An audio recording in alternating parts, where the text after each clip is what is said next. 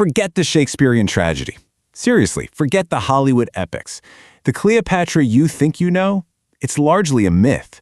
Welcome to This Explainer. Today we're taking a fascinating journey to dismantle one of history's absolute most enduring narratives. For centuries, the story of Cleopatra VII has been wrapped up in all these scandalous rumors. We tend to think of her as this tragic beauty who won and lost empires purely through seduction. But today we're exploring a massive, dramatic shift from that romanticized myth to a very cold, calculating political reality. Okay, let's dive into this. Listen to this absolutely scathing review from the 14th century writer Giovanni Boccaccio. He wrote that she gained her kingdom through crime and was known throughout the world for greed, cruelty, and excess. It's a pretty jarring contrast to the romanticized, starry-eyed queen we're used to seeing on screen, isn't it? Critics and historians alike have often painted her as just this incredibly ruthless, power-hungry ruler. So which is it? Was Cleopatra a tragic romantic lover, or was she a master political strategist? Well, as the saying goes, history is written by the victors. And in this case, the Roman victors ran a massive, extremely effective smear campaign against her. Honestly, they preferred to paint her as a manipulative whore queen, rather than admit, even for a second, that they were outplayed by a brilliant political equal. Section 1. The Romantic Myth. Seductress or sovereign? The ancient historian Cassius Dio really laid it on thick here, claiming Julius Caesar was just instantly blinded by her charms the moment they first met. The Romans basically worked overtime to spin this narrative, framing their entire political alliance as a product of magic and feminine wiles, rather than what it actually was: strategy. They really wanted the public to believe that one of the greatest military minds in Roman history was just swooning over her loveliness. But surviving coins from her actual reign tell a completely different story. They don't show some delicate, ethereal beauty. Instead, they reveal a ruler deliberately projecting authority, with strong, even commanding features. She wasn't just relying on her looks, she was a masterful politician playing directly to her local audience. In fact, she took the unprecedented step of becoming the very first Ptolemaic ruler to actually learn the native Egyptian language. Think about that. That matters because it shows she was intensely focused on connecting directly with her citizens, not just seducing foreign generals. Section 2. A Strategic Political Alliance. Follow the money. Now, what's really interesting about this is the number 17.5 million. 17.5 million drachmas. That is the staggering, genuinely crippling debt that Cleopatra's father owed the Roman Republic. By the time Julius Caesar arrived in Alexandria, Egypt was practically drowning in this financial obligation. Caesar wasn't there on vacation. He was essentially arriving as a very heavily armed debt collector. But contrast that massive debt with this next number: 12,000 talents a year. Under Cleopatra's incredibly astute financial administration, she managed to bring the combined wealth of Egyptian tax revenues and foreign trade up to that astonishing figure. She basically turned a bankrupt nation into an absolute economic powerhouse. And a war-torn Julius Caesar desperately needed exactly that kind of venture capital to fund his own military campaigns. So the crucial point is, when you put their motives side by side, it's a total masterclass in mutual exploitation. Caesar wanted cash to fund his armies, he wanted those unpaid debts finally settled, and he needed Egypt's highly strategic location as a base. Cleopatra? She needed Roman muscle to crush her brother, solidify her own absolute rule, and gain political recognition over in Rome. The romance? That was just a highly effective, incredibly convenient political tool. Section 3. Securing the Egyptian throne. A ruthless climb to power. Let's see how this builds, because this mutually beneficial machine was forged in blood.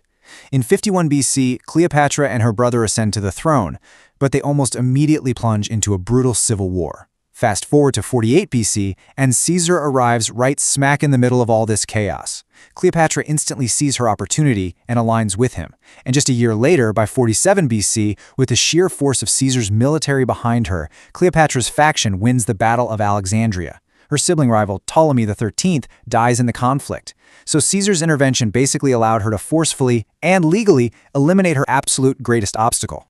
Following this massive victory, she makes yet another highly calculated move. She gives birth to Caesarion, who was widely assumed to be Caesar's child, and immediately elevates him to co-ruler to secure her dynasty's future. But Caesar?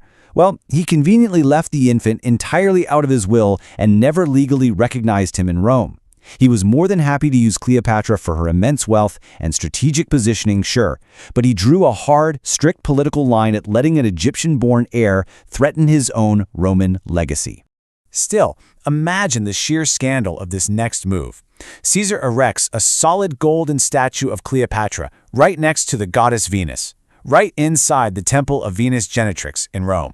Now, this was a massive political win for her, giving her absolutely unprecedented recognition, but it absolutely enraged the Roman elites. The famous orator Cicero practically fumed in his private letters over the queen's arrogance. She was perfectly stabilizing her power back home in Egypt, but she was making incredibly dangerous, very powerful enemies in Rome in the process. Section 4. The Lost Tomb Mystery. Where is the last pharaoh? Those enemies ultimately brought a tragic end to her political reign, concluding with her suicide in 30 BC after her subsequent alliance with Mark Antony failed against Octavian. Which brings us to a mystery that has baffled archaeologists literally for centuries. The historian Plutarch sets the scene beautifully. He wrote that she had a tomb and monument built that was surpassingly lofty and beautiful, erected near the temple of Isis. Surprisingly, historical records from the time actually tell us that the victorious Roman leader, Octavian, allowed Cleopatra and Mark Antony to be fully embalmed and buried together in this regal fashion, so he knew for a fact the monument existed. But where on earth is this lofty tomb today? Are they resting in the watery depths or are they hidden out in the desert? It's a huge debate. Underwater archaeologist Frank Gaudio, after 25 long years of geophysical surveys, strongly believes the tomb is sunken right in the Bay of Alexandria, near a submerged island between the old royal palace and an Isis temple. But on the flip side, Kathleen Martinez's theory takes us way out into the desert. She believes loyal priests secretly moved the bodies to Taposiris Magna, which is a temple of Osiris outside Alexandria, specifically to reenact the ancient myth of Isis and Osiris, effectively granting the lovers eternal life as gods. And this brilliantly illustrates why Martinez's theory has gained so much traction lately. Just consider the tantalizing clues unearthed out at Taposiris Magna. Excavations there have revealed 10 mummies hidden in 27 tombs of Egyptian nobles. They've discovered coins, distinctly bearing Cleopatra's image, and intricate carvings showing two figures in an embrace. Most thrilling of all, and this is a real game changer, a massive 1,300-meter-long tunnel was discovered stretching deep beneath the temple just recently in late 2022. Now, while some Egyptologists remain skeptical that a pharaoh would ever be buried inside a working temple, the mounting evidence makes it an incredibly exciting, ongoing investigation. While we still haven't found the bodies, we definitely know what happened to the wealth that made her so incredibly powerful in the first place. When Octavian finally breached her defenses, he seized her massive treasures to pay off his troops. Think about the profound irony here. Actually, it's more of a tragic irony.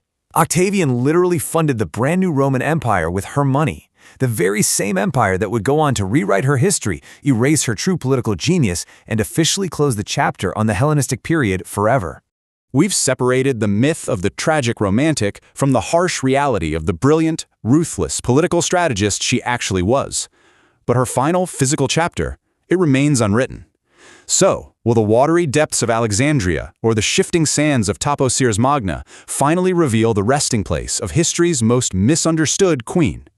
Only time, and perhaps the very next turn of an archaeologist's spade, will tell.